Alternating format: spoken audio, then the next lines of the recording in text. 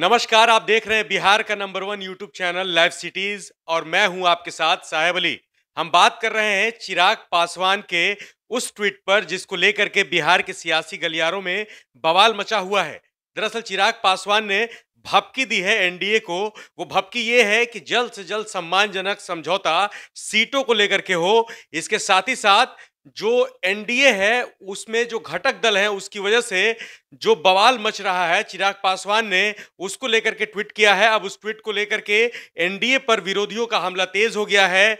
जीतन राम मांझी जो कि हम के मुखिया हैं, पूर्व मुख्यमंत्री हैं बिहार के, उनके पार्टी के मेन प्रवक्ता दानिश रिजवान ने एनडीए पर निशाना साधा है। उन्होंने साफ साफ कहा है कि एनडीए पे जो दलित नेता है वो हाशिए पर हैं।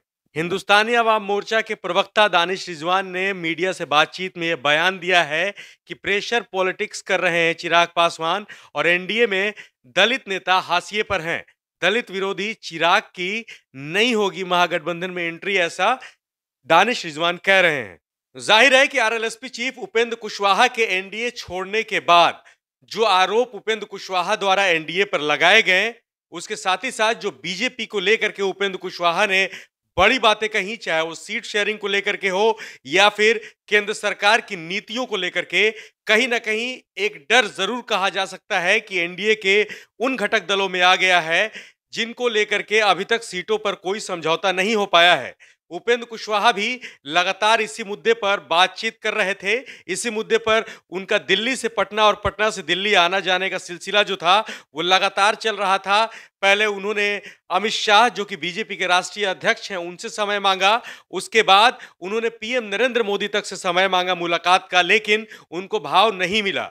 जब उनको इस तरह की चीजें महसूस हुई, उसके बाद जो विपक्ष है वो लगातार एनडीए को लेकर के बयानबाजी कर रहा था और उपेंद्र कुशवाहा को लेकर के ऑफर पर ऑफर दिया जा रहा था। आरजेडी की तरफ से कहा जा रहा था कि उपेंद्र कुशवाहा और कितनी जिल्लत बर्दाश्त करेंगे और कितनी बेइज्जती वो एनडीए में रह करके बर्दाश्त करेंगे। हिंदुस्तानी अवाम मोर्चा की बात करें तो जीतन राम मांझी भी साफ साफ कह रहे थे कि उपेंद्र कुशवाहा को अब और अपमान बर्दाश्त नहीं करना चाहिए। इसके साथ ही साथ उपेंद्र कुशवाहा ने भी जो पार्टी का खुला अधिवेशन हुआ उसमें भी साफ साफ कह दिया कि अब वो अपमान बर्दाश्त नहीं करेंगे। इसके बाद उपेंद्र कुशवाहा ने एनडीए छोड़ने का फैसला ले लिया। उन्होंने केंद्रीय मंत्री पद तक से इस्तीफा दे दिया। उपेंद्र कुशवाहा दिल्ली से पटना लौटते हैं। पटना के एसकेएम हॉल में वो वहां से खुले मंच से लगातार विरोध करना शुरू करते हैं एनडीए का, बीजेपी का। लगातार वो मुख्यमंत्री नीतीश कुमार से लेकर के प्रधानमंत्री नरेंद्र मोदी तक पे निशाना साधते हैं। इन्हीं सब का नतीजा माना जा रहा है कि अब आरएलएसपी के बाद एलजेपी जो कि रामविलास पासवान की पार्टी है, उसकी तरफ से भी दबाव की राजनीति की जा रही है, प्रेशर पॉलिटिक्स बनाया जा रहा है। आप लाइव सिटीज के साथ बने रहिए। हम आपको बिहार समेत देश दुनिया की तमाम खबरों से लगातार अपडेट रख रहे हैं। हमारे यूट्यूब चैनल पर जाइए, उसको सब्सक्राइब करिए। इसके साथ ही साथ हमारे फेसबुक पेज को भी जरूर लाइक करें ताकि हर छोटी बड़ी खबर की नोटिफिकेशंस आप तक पहुंचती रहे।